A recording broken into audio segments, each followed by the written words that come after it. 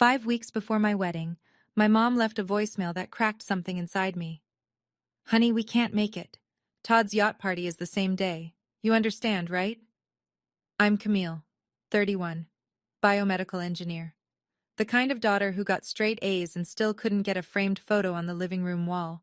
My family had always treated me like a background extra in someone else's highlight reel. My sister Brianna got the spotlight, the praise, the first row seats. I got leftovers in silence. So when they chose a yacht over watching me walk down the aisle, I didn't scream. I didn't beg. I put on my grandmother's veil, and I married the man they'd laughed at. They had no idea who he actually was. But 4 million television viewers were about to find out.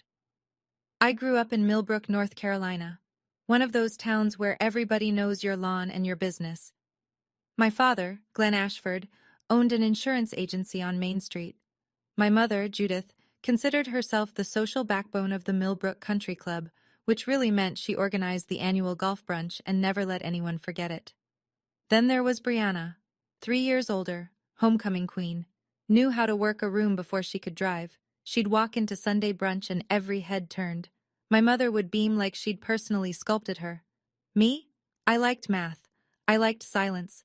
I liked the biology lab at school where things made sense and nobody graded you on your smile. I got straight A's every semester. The night I brought home my first perfect report card, my father glanced at it, nodded, and said, "Good. But you should learn to talk to people like your sister does." I was 12. My mother decorated the living room with framed photos, a shrine to the Ashford family's best angles. I counted once, 11 photos of Brianna, solo shots, pageant shots, prom shots, 2 of me. Both were family group photos where I happened to be standing in the frame. I told myself it was just aesthetics. Brianna photographed better, that was all. Then Brianna got engaged to Todd Kensington, son of a local real estate family, visible money, big smile, firm handshake. My mother redecorated the living room wall the week the engagement photos arrived. My 2 group photos came down. Brianna's engagement portraits went up. I stood in that living room during Thanksgiving, scanning every frame. Not a single one had my face in it anymore. I didn't say anything. I'd learned early. In my family, silence wasn't peace. It was a ranking. The pattern wasn't subtle. It was just quiet enough that I could pretend it wasn't there. Until it was impossible to pretend anymore. I finished my master's in biomedical engineering at Duke. 2 years of late nights, caffeine-stained notebooks, and a thesis on cardiac valve modeling that my advisor called exceptional. I sent my family the graduation date 3 months early, circled it on a calendar, texted reminders. The morning of the ceremony, my father called. "Sweetheart, I've got a meeting with a major client. Can't reschedule." The client was Todd Kensington. I found that out later. My mother texted, "Migraine. So sorry, honey. Take pictures." Brianna didn't respond at all. I walked across that stage, shook the dean's hand, and looked out at the audience. Row after row of proud families, balloons, tears, and in the seats I'd reserved, nothing. Empty chairs with little name cards no one would ever read, except one. In the far left of the front row, my grandmother Ruth sat in her wheelchair, clapping so hard her rings rattled. 80 years old. She'd arranged her own ride from the nursing home 2 hours away. "I wouldn't miss this if they set the building on fire," she told me after, squeezing my hand. That evening, I called home. My mother picked up, voice airy. "How was it, sweetie?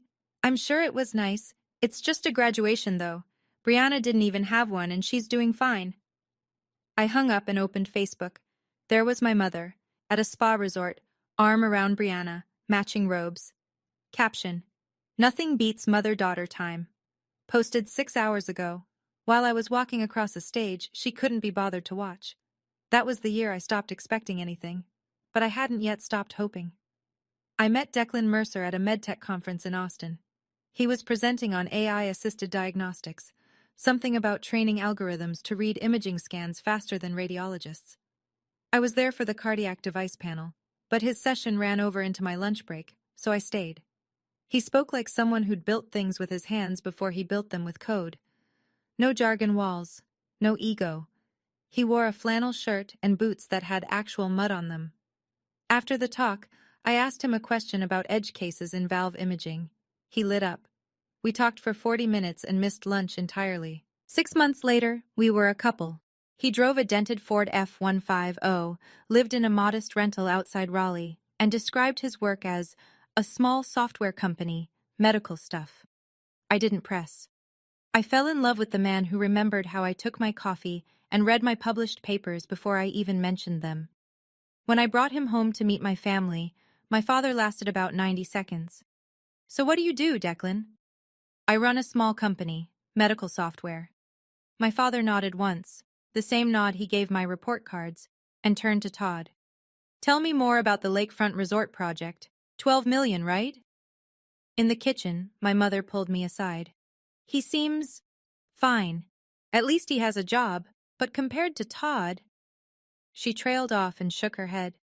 Brianna waved at Declan from across the room, said, "Hey," and returned to her phone. On the drive home, Declan's phone buzzed relentlessly. He silenced it. "Just work stuff." I didn't ask. That was how I loved, without interrogation, without suspicion. It was also the gap my family would later wish I'd closed. Declan proposed on a Tuesday, in my lab, at 6:14 p.m. I was running calibration tests on a prototype heart valve sensor. He walked in with 2 coffees and a small velvet box. The ring was a blue sapphire, not a diamond. "You told me once you liked the ocean more than jewelry stores," he said. "So I went with blue." I said yes before he finished the sentence. We decided on Meadow Creek Farm, a converted property on the outskirts of Raleigh, rolling fields, old oak trees, string lights between the barns. It was the place my grandmother Ruth used to take me berry picking every summer when I was small, the happiest geography of my childhood. I called my mother to share the news. "Oh, congratulations, honey. What's his name again? Declan?" Right. Well, good for you." A pause. Then, "Oh, did I tell you? Brianna just got invited to the governor's charity gala. Can you believe it?" I sent the save the date card the next week. Cream cardstock, hand-lettered, with a watercolor of the farm.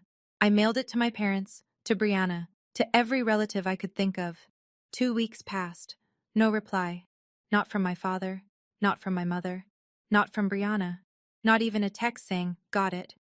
I told myself the mail was slow, that they were busy, that they'd call any day now. Declan watched me check my phone one evening and said, "You don't have to wait for anyone's permission to be excited." I smiled and told him I wasn't waiting, but I was.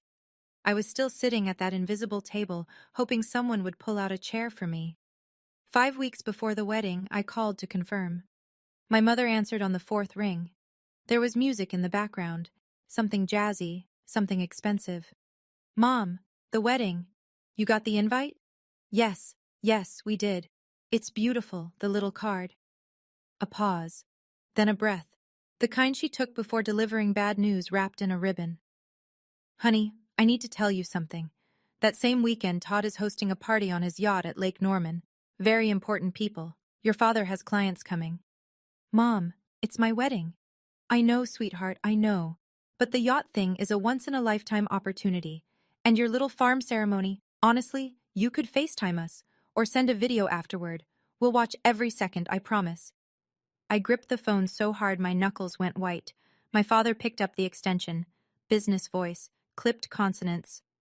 "Camille, don't make this dramatic. Todd's got major clients on that boat. I need to be there. You're having your thing at a farm. How many people are even coming? Your lab friends? Declan's parents from Montana?" He chuckled. "I don't want to sit on hay bales for 3 hours." I was quiet for 5 seconds, maybe 10. Long enough that my mother said, "Camille, you there?" "I'm here," I said. "Okay." I hung up. 20 minutes later, Brianna texted, "Don't be mad, okay? It's just logistics. I'm sure your little barn thing will be adorable." Little barn thing. Something shifted in my chest. Not anger. I knew anger. This was sharper, cleaner. Like a bone finally snapping after years of bending. Clarity.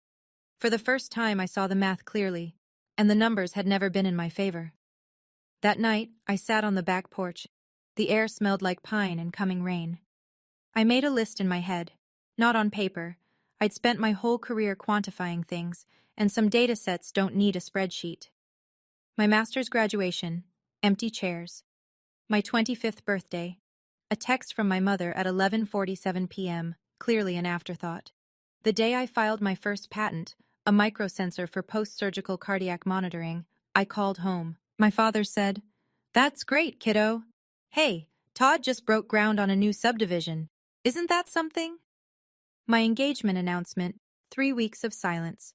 And now, my wedding, traded for a yacht party. I called my grandmother. It was late, but Ruth Ashford didn't believe in sleeping before midnight. "Grandma, they're not coming." A long sigh. Then, "I know, baby, I know." Her voice was steady, the way it always was. "I'll be there if I have to roll that wheelchair 200 miles. But them, sweetheart, I can't make water flow uphill. I keep thinking if I just, you've been just your whole life. You've just tried harder, just called more, just showed up with a bigger smile. And what did it get you?"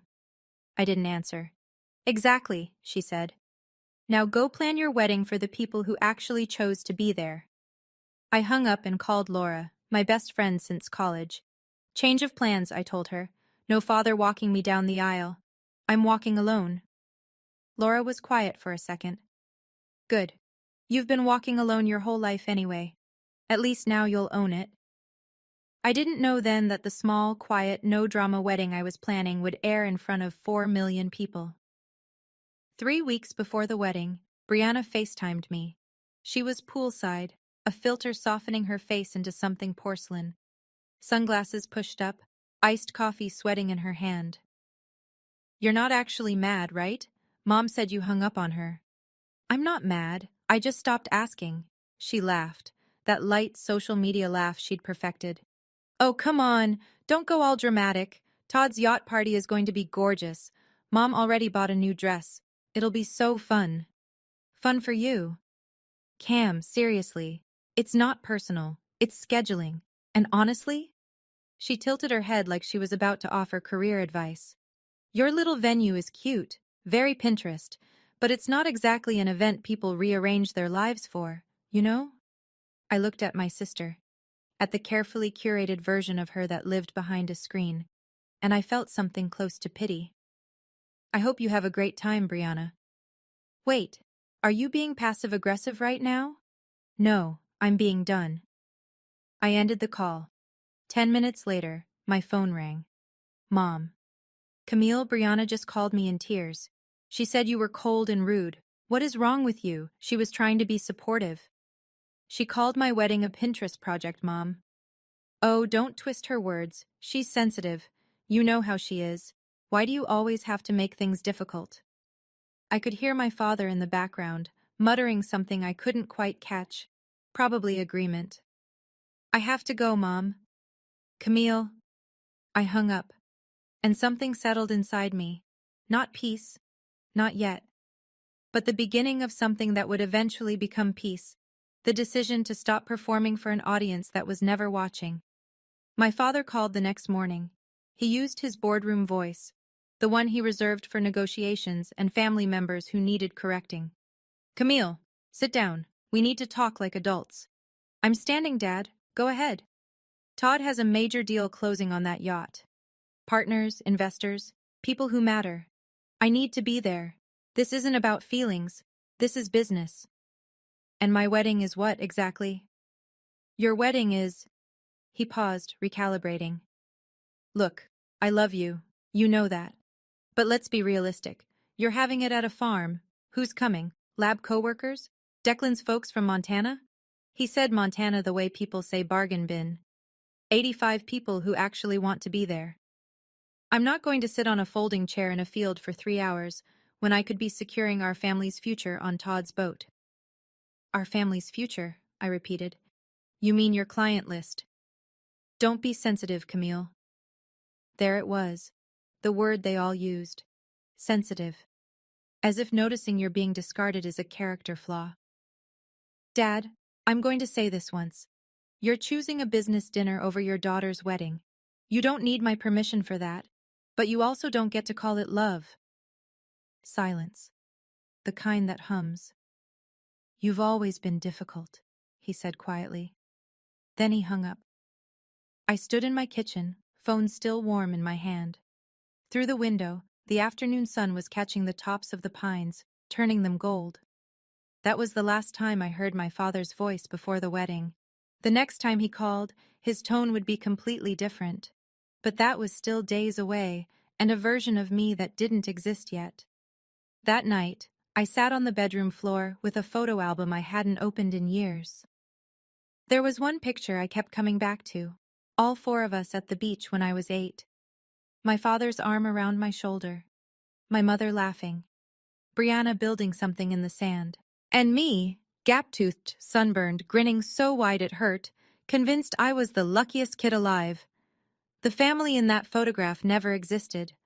Or maybe it did, briefly, before the math of who was useful and who was ornamental took over. I cried. Not about the wedding. About the understanding that I'd spent 23 years trying to earn a seat at a table that was never set for me. Declan found me there. He didn't say anything at first, just sat down on the floor beside me, back against the bed frame, and waited. After a while, "You don't need them there to know you're worth showing up for." "I know. But it still hurts." "Yeah." He put his arm around me, and I leaned into him. Into the one person who'd never asked me to be anything other than exactly this. A woman sitting on a floor, crying over a family photo that was more fiction than memory. Then he said, "There's something I need to tell you. About the wedding. About the company. Some things I haven't—" I shook my head. "Tomorrow. Whatever it is, tell me tomorrow. Tonight I just want to sit here." He nodded. Kissed the top of my head. Let it go. I wouldn't understand until later why he looked so conflicted, or why the thing he wanted to say would have changed the way I understood the last 2 years of my life. But that was tomorrow's problem. Meadow Creek Farm the day before the wedding looked like something out of a dream I hadn't known I was having. Fairy lights strung between the old oak trees, wildflowers in mason jars on long wooden tables, a hand-carved archway where the ceremony would happen, built by Declan's father, a carpenter from Montana who'd driven 2 days to deliver it personally. 85 guests confirmed. Friends, colleagues, Declan's parents, quiet, kind people who hugged me like I'd always been their daughter. His mother pressed a hand to my cheek and said, "He's never been this happy. Thank you for that." My grandmother arrived mid-afternoon. A medical transport van, a wheelchair, and Ruth Ashford, 83 years old, spine like a general's, holding a garment bag across her lap.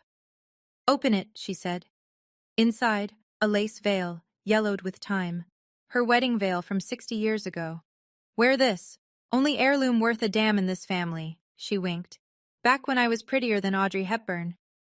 I laughed and cried at the same time. Around 5 o'clock, Marcus Reeves, Declan's business partner and best man, pulled me aside near the caterer's tent. "Camera crew's all set up," Declan confirmed. I blinked. "Camera crew?" "For the company thing. Internal footage." He smiled, easy and practiced. I looked across the field. 3 cameras, professional rigs, boom mics, a woman with a clipboard directing angles. One of the crew wore a jacket with a small embroidered logo I couldn't read from that distance. "Declan said his company likes to document stuff," I told Marcus. "Marketing content or whatever." Marcus nodded a little too quickly. "Yeah, exactly. Marketing." At the time, I thought the cameras were the smallest detail of my wedding. I was wrong about that. The morning of the wedding, I woke at dawn and walked the grounds alone. The mist hadn't burned off yet. The farm looked silver and quiet, like the world was holding its breath. I was barefoot in the grass, trying to memorize how this felt, this fragile, impossible calm, when I noticed the cars. 2 black SUVs parked at the far edge of the property, near the service entrance. Tinted windows. Drivers in dark suits leaning against the hoods, scrolling their phones. I found Marcus by the coffee station. "Who are those people? The SUVs?" He glanced over, unbothered. "Some of Declan's old colleagues, don't worry about it." "They look like they're guarding a senator." Marcus laughed. "Tech people dress weird. You know that." By mid-morning, guests were arriving. A slow, cheerful stream of people carrying gift bags and wearing their Sunday best. But scattered among them, I noticed faces that didn't fit. A silver-haired woman in a silk blazer. A man with a watch that caught the light from 50 feet away. They moved with a particular kind of ease, the kind that comes from being accustomed to rooms where everyone else is nervous.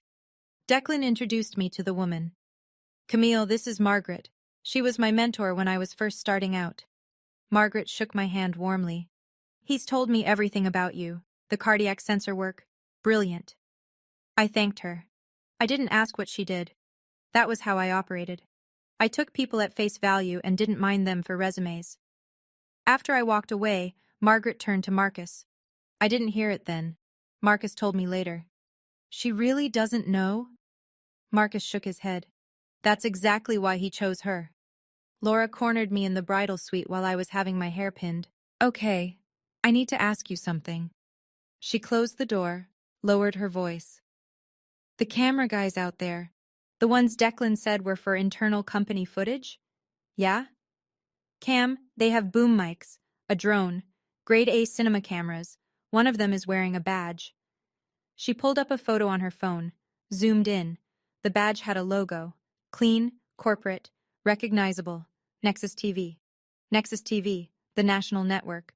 Not a marketing team. "Maybe they hire freelancers from there," I said. "Media people float between gigs." Laura stared at me. "You're literally a scientist. Where's your curiosity?" "Getting married in 4 hours. Ask me tomorrow." She threw her hands up and went to check on the flower arrangements. I sat in front of the mirror, veil draped over my shoulders, grandmother's lace against my collarbones, and told myself it didn't matter. Declan's company filmed things. Tech startups were dramatic like that. I didn't need to understand every detail of his work life on our wedding day. Meanwhile, outside, I later learned the documentary director was standing behind the barn, talking to his lead cameraman. Episode airs at 9 tonight. Live highlights go to social by morning. A tech CEO getting married at a farm. This is gold. He adjusted his earpiece. "Make sure you get the processional from 2 angles. The network wants emotion." 200 miles south, on the shore of Lake Norman, a yacht was being prepped with champagne towers and string quartets. My parents were ironing outfits.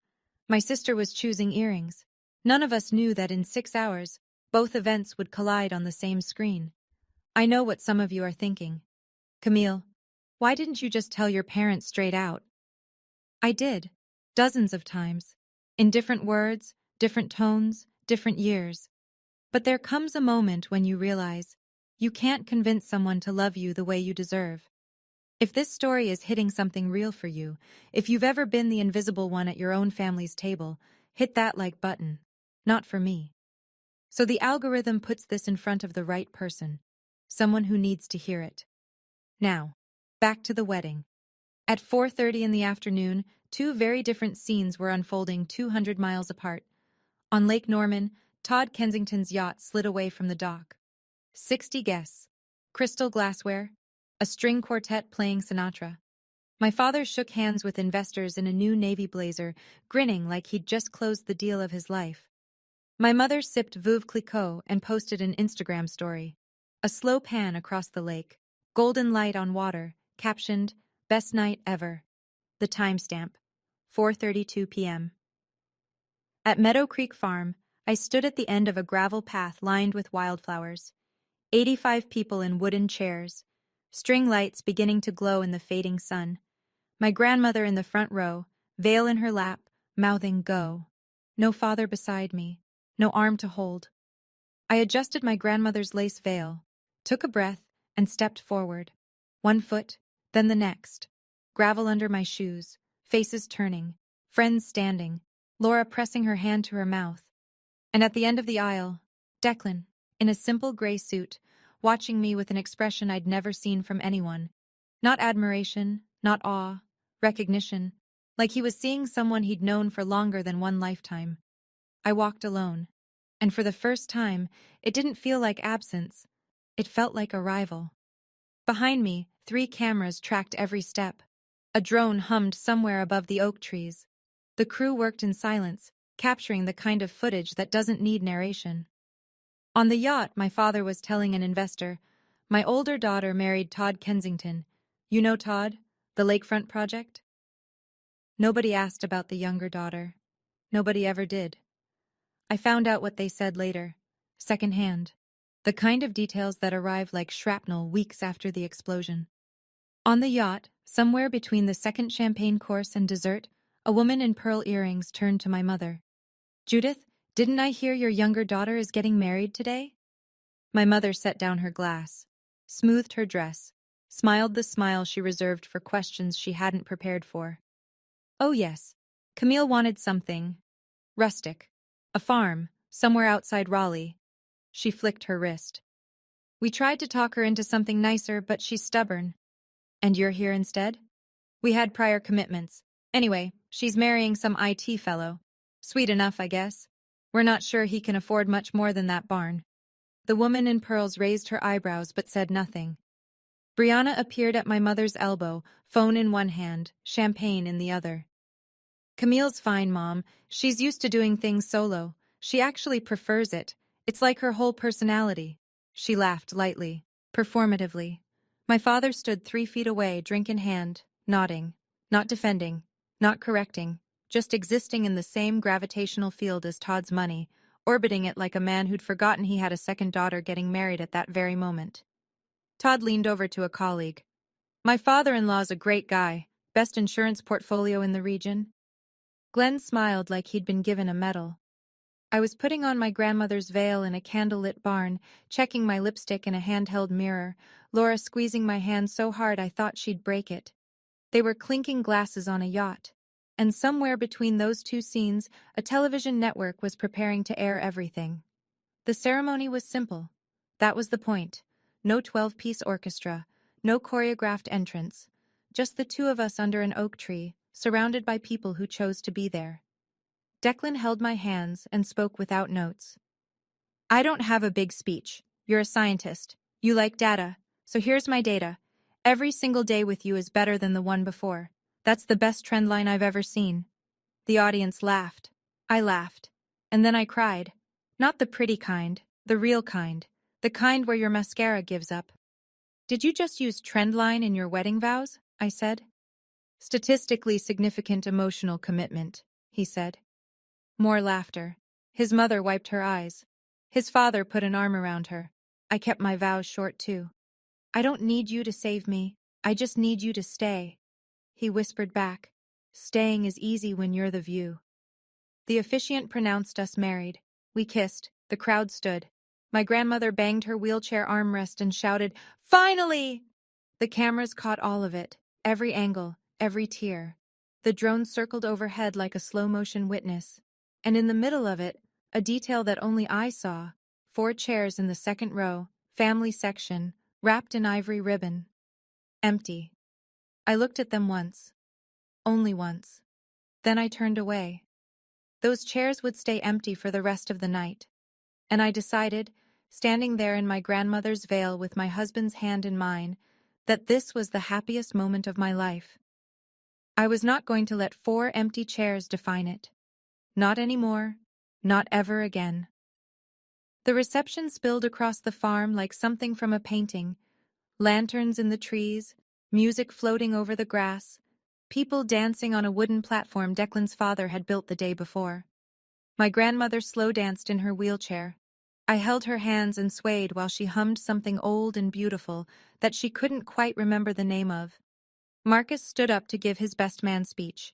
He loosened his tie, held up his glass and said, I've known Declan for 15 years.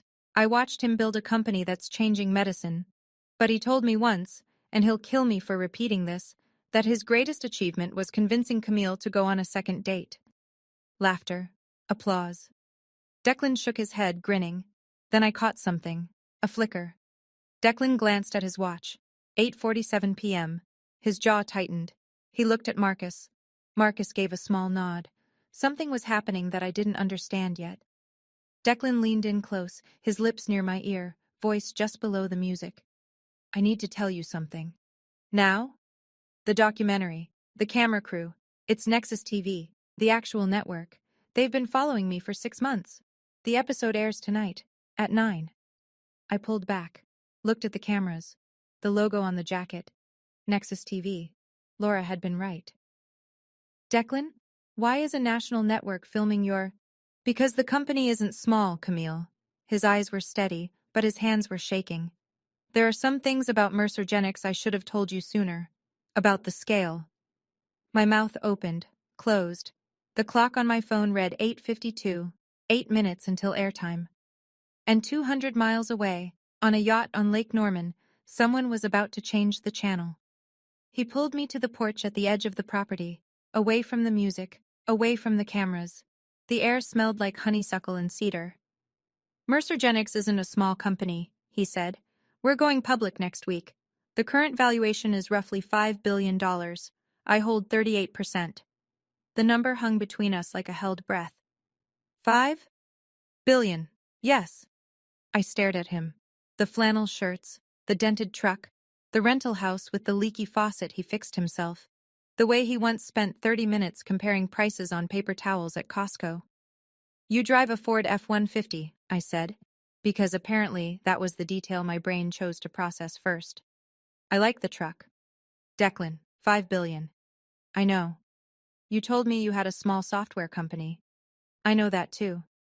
He ran a hand through his hair. I didn't lie to protect myself. I lied, or I omitted, because you were the first person in my life who never looked me up, never Googled me, never asked about numbers. You asked me about valve algorithms and whether I'd read your paper on stent degradation. You saw me, the actual me. He paused. I was terrified that if you knew, it would change the one thing I can't afford to lose. I stood there, wind catching my veil, the faint sound of people dancing behind us. So the cameras, Nexus TV, a documentary special, The Quiet Billionaire. It airs in, he checked his watch, 6 minutes. And the whole country is going to watch our wedding? The farm, the vows, all of it. I closed my eyes, opened them. I married you for free, Declan. That hasn't changed. He exhaled like he'd been holding his breath for 2 years. 9 o'clock. Across the country, televisions tuned to Nexus TV lit up with a title card, The Quiet Billionaire, Inside Mercergenics. The opening shot, a man in a flannel shirt walking through a glass-walled lab. Voiceover.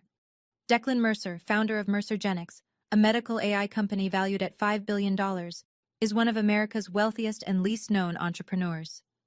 Then the cut, a farm at golden hour, string lights, wildflowers, a woman in a lace veil walking down a gravel aisle alone.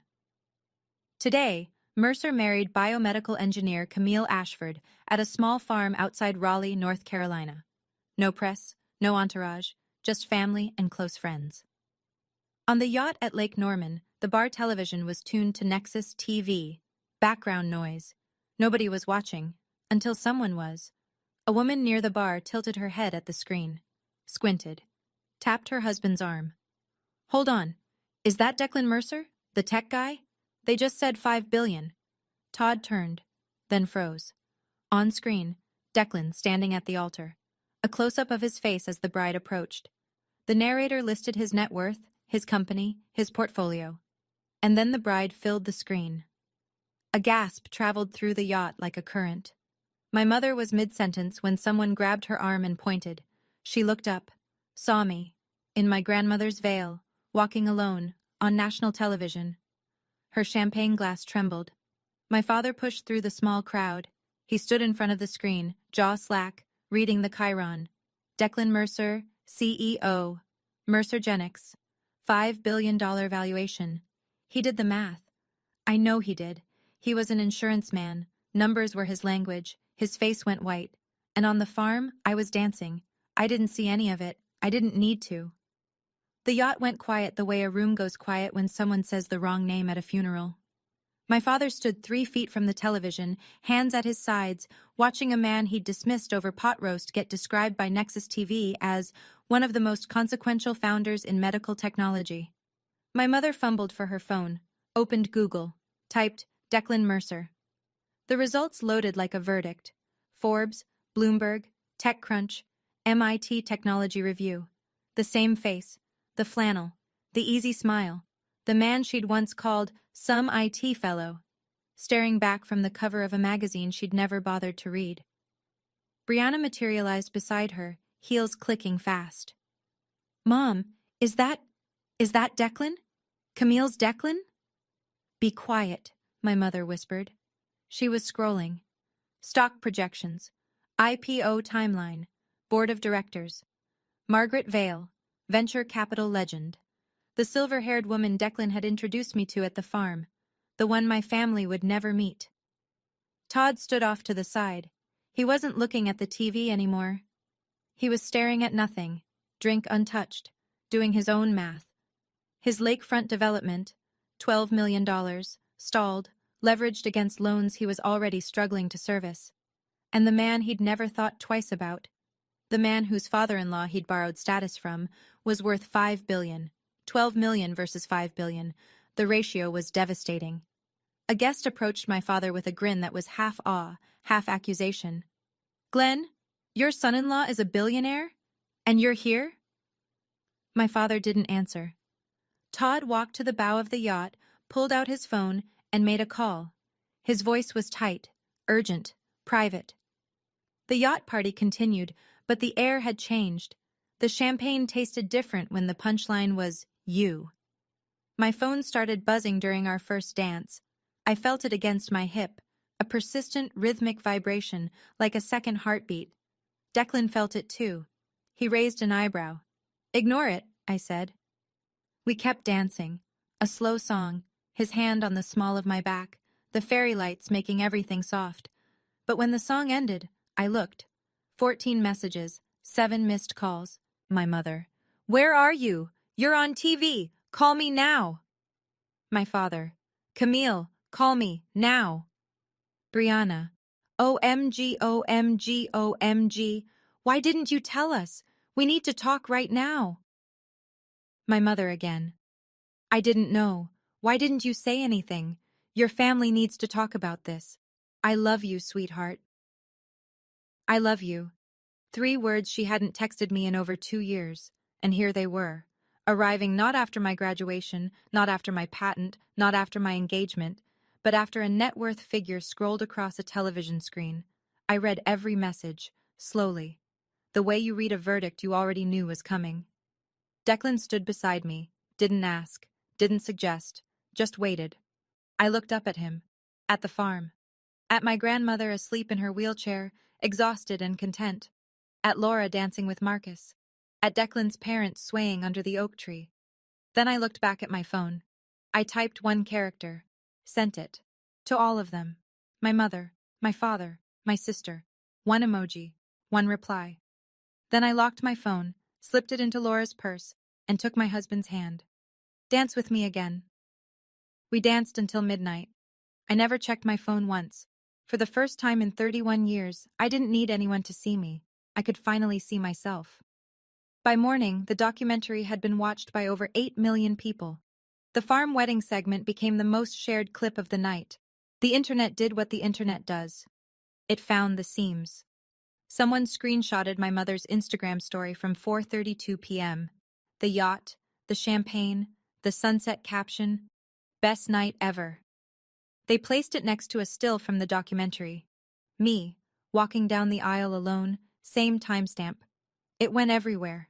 Twitter, Reddit, Facebook groups for women over 40 who had opinions and weren't afraid of them. The comments were merciless. Her parents skipped her wedding for a yacht, and the groom turned out to be worth $5 billion. I could not write this. She walked alone. Her grandma was the only family there. I'm not crying. You're crying. The mom's IG story is still up. It wasn't. My mother deleted it by 11 p.m., but the screenshots were already immortal. Back at the farm, the party wound down gently. Guests hugged us goodbye. Declan's parents left with a quiet, "We're so proud of both of you."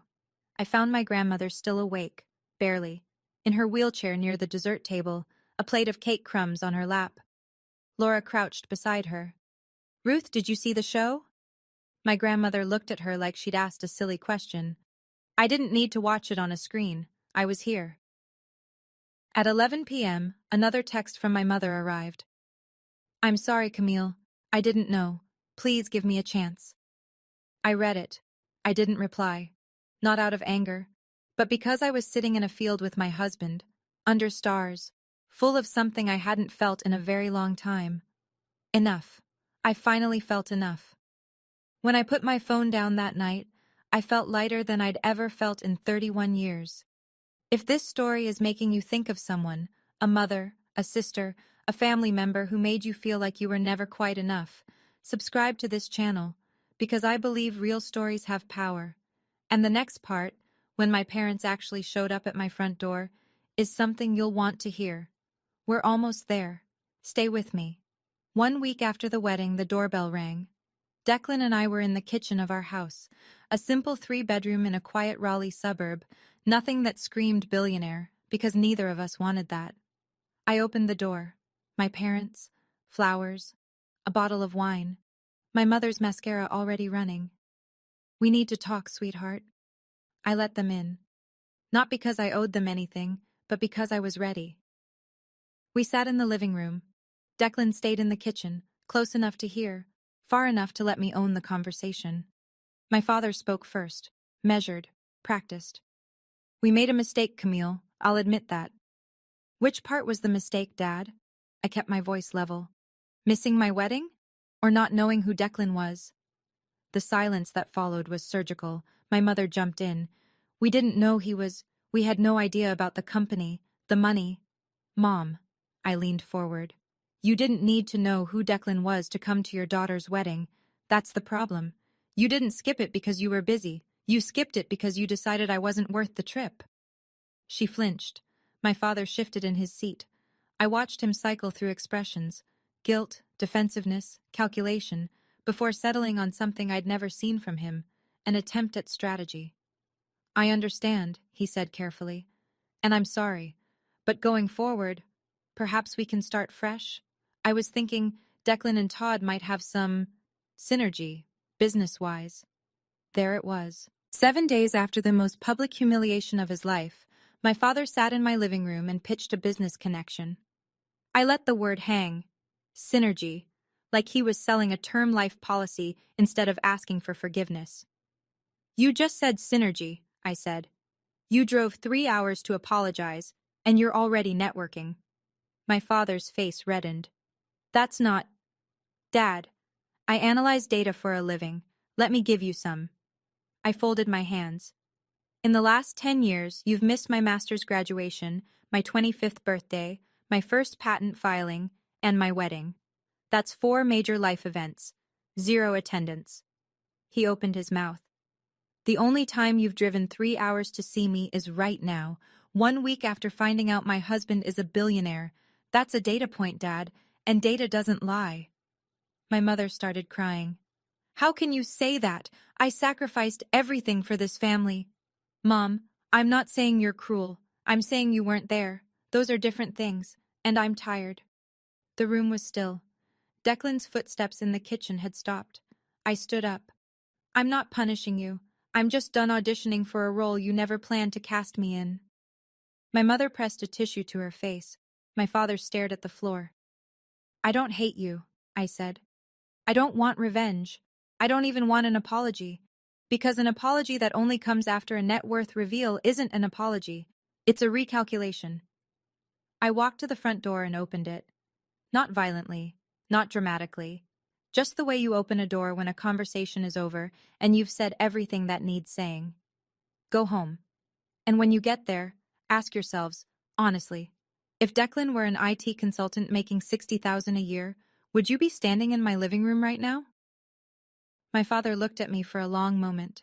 Then he took my mother's arm and walked out. Neither of them answered the question. I closed the door and leaned against it. Declan appeared in the hallway, coffee in each hand. He didn't say, "Are you okay?" or "You did the right thing." He just held out a mug and waited.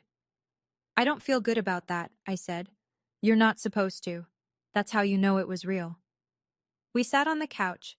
The house was quiet. Outside, I could hear my parents' car starting. A long pause before it backed out. The hesitation of people who'd expected a different outcome. Through the window, I watched them pull away. My mother's head was down. My father gripped the steering wheel with both hands. I'd later learn, from a cousin who heard it from an aunt who heard it from Judith herself, what happened in that car. They drove in silence for 20 minutes. My mother stared out the window. My father kept his eyes on the road. Then very quietly, my father said, "We lost her a long time ago. I just didn't realize." My mother didn't respond, but she didn't argue either. And for two people who had spent decades constructing an image of their family, that silence said more than any confession could. I don't know if that moment changed them. I don't know if it was regret or just the sting of being exposed. People are complicated that way, parents especially. Declan set his mug down. "What do you need right now?" "Nothing. I just need to sit here for a minute." "Then that's what we'll do." We sat there for a long time. The coffee got cold. The afternoon light shifted across the floor. And slowly, the tightness in my chest loosened. Not into happiness, not yet, but into something more valuable. Space. Room to breathe without performing. In Millbrook, the fallout was measured in whispers and empty chairs. At the country club, my father's usual table in the dining room felt different. The handshakes were shorter, the conversations thinner. People who'd spent years listening to Glenn Ashford talk about Todd's developments and Brianna's social calendar now had a new question, and they weren't shy about it. "So your son-in-law is Declan Mercer, the Declan Mercer, and you were on a yacht that night?" My father had no answer for that. He'd spent 30 years selling confidence. Now the product was defective and everyone could see it. Two insurance clients pulled their portfolios within a month. Not because of the wedding directly, but because, as one of them reportedly told a mutual friend, "If Glenn can't read his own son-in-law's worth, how's he reading my risk profile?" My mother quietly deleted every social media post from the yacht, but the internet had already archived them. A local blog ran a piece titled, "Millbrook Mom's Yacht Night, When a $5 billion Wedding is the Party You Don't Attend." She stopped going to the club for 3 weeks. Then Brianna called. Not to apologize. She was crying. Todd filed for bankruptcy. The lakefront project collapsed. The bank's calling in loans. Everyone's comparing him to Declan online and he can't. Her voice cracked. "Can you ask Declan to help? An investment? A loan? Anything?" I sat with that for a moment. The sister who called my wedding a little barn thing was now asking the barn groom for a bailout. "That's between Todd and his accountant Brianna, not me. You can't just... You have access to... I have access to my own life. That's all I ever wanted." She hung up. I didn't call back. The math had finally changed. 3 weeks later, Mercergenics went public. The stock surged 40% on the first day. Financial networks ran the ticker like a scoreboard. Forbes put Declan on the cover. Flannel shirt, farm in the background. Headline, "The Flannel Billionaire. Why Tech's Quietest CEO Built a $7 billion company in secret." In the photograph, I was beside him. Not in a gown or heels, in my lab coat, holding a coffee, mid-laugh at something he'd said just before the shutter clicked. The caption read, "Mercer and his wife, biomedical engineer Camille Ashford, at their home near Raleigh." Our life didn't change the way people expected. We stayed in the same house. Declan still drove the F-150, though he added a new one for the longer trips. I still went to my lab every morning, still ran diagnostics on cardiac sensors, still argued with colleagues about polymer degradation rates. The Duke School of Engineering invited me to deliver the keynote at their annual graduation ceremony. I said yes. Not because of Declan's name, because of my patent portfolio and my published research. I made that clear to the committee, and they confirmed it in writing. "Your work on microsensor cardiac monitoring is what earned the invitation, Dr. Ashford, not your husband's stock price." I framed that email. My grandmother called the day the Forbes article came out. "I saw your picture in the magazine. I cut it out and put it on the fridge, right next to my pie contest ribbon from '84. High praise, Grandma." "Damn right." I thought that was the end of the story. The clean, neat ending where the credits roll and the scapegoat lives happily ever after. But 3 months later, Brianna sent me a message that changed the shape of things. The text arrived at 2 a.m. on a Wednesday. Long, unedited, no emojis. "I know I don't deserve a reply, but I want you to know. Todd finalized the bankruptcy. It's done. Everything's gone. Mom and Dad blame him. And for the first time in my life, I understand what it feels like when they look at you and see disappointment.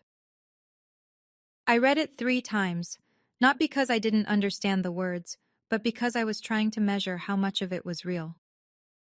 I'm not asking for money. I'm not asking Declan for anything. I'm asking if I still have a sister. I set the phone on the nightstand, stared at the ceiling. Declan's breathing was steady beside me, the rhythm of a man who slept like a person with a clean conscience. 3 months ago, my sister called my wedding adorable and then went to drink champagne on a yacht. Now her husband was bankrupt, her parents were scrambling for distance, and she was discovering what the second row felt like. I didn't feel satisfaction. I didn't feel pity, either. I felt something between the two, a hollow, complicated ache for the sister I'd wanted her to be and the one she actually was. I typed back, "I'm sorry about Todd. I mean that. If you want to talk, really talk, not ask for anything, you can call me." Not forgiveness. Not a door flung open. Just a crack. And I held the key. A month later, my mother mailed a photograph. No letter, no explanation. Just a new frame on the living room wall.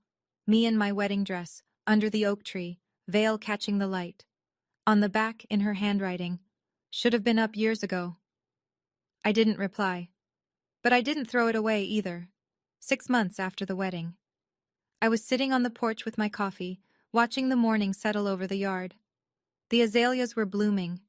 A cardinal landed on the fence post and stayed there, bright and unbothered, like it had all the time in the world. I didn't hate my parents. Hate takes energy, and I'd spent too many years pouring energy into people who treated it like tap water, abundant, unnoticed, free. I simply stopped accepting a relationship where I had to pass a test to be loved. My new rules were simple. I answered when I felt like answering. I visited when I was ready, not when I was summoned. I didn't explain myself. And I didn't apologize for building a life that made me happy without their approval. My grandmother Ruth passed away 4 months after the wedding. Peacefully in her sleep, the way she'd always said she wanted to go. No fuss, no machines, just lights out. Every anniversary, I wore her veil. Not the whole thing, just a ribbon of the lace pinned to my dress. She was the one person who never needed me to prove anything. She just sat in the front row and clapped. "That woman," Declan said once, "had more integrity in her wheelchair than most people have standing up." I started a small scholarship in her name at Duke for first-generation female engineering students who didn't have anyone in the front row. Declan came out to the porch that morning with 2 mugs. "What are you thinking about?" "That I'm happy. And this time, I don't need anyone to confirm it." He sat beside me. The cardinal flew off. The coffee was too hot. And for the first time in my life, nothing was missing. Not a single thing. People always ask me about the emoji. Why? Why not something angry? Why not a paragraph telling them off? Why not silence? Because anger means you still care about their opinion. Silence means you're still deciding.